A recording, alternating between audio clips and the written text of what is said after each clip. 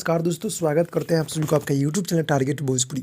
जी बता दी कि भोजपुरी की हिट मशीन खेसारी लाल यादव जी और शिल्पी राज के एक बहुत ही हाई लेवल गाना अभी अभी रिलीज हो चुका है। जी हाँ दोस्तों, जिस गाने का बोल है पढ़े जालू एतवार के। जी हाँ दोस्तों, पढ़े जालू एतवार के, जो कि गाने को अभी अभी रिलीज कर दिया गया है। जी हाँ दोस्तों, खेसारी लाल यादव जी और शिल्पी राज इस सॉन्ग को मिल के पूरा किए हैं और डायरेक्ट वीडियो सॉन्ग यानी कि अभी अभी अन्नपूर्णा फिल्म्स यूट्यूब चैनल के माध्यम से गाना आ चुका है। जी हाँ दोस्तों, कौन कौन सा भाई देखे आप लोग कमेंट में कमेंट कर दिया। और फिट में आस्था सिंह जी है और गाना बहुत ही हाई लेवल, बहुत ही बवाल का है। जी हाँ दोस्तों, 2023 का सबसे सुपरहिट ये लोकगीत है, जो कि अन्नपूर्णा फिल्म से गाना अभी अभी तुरंत छूट चुका है।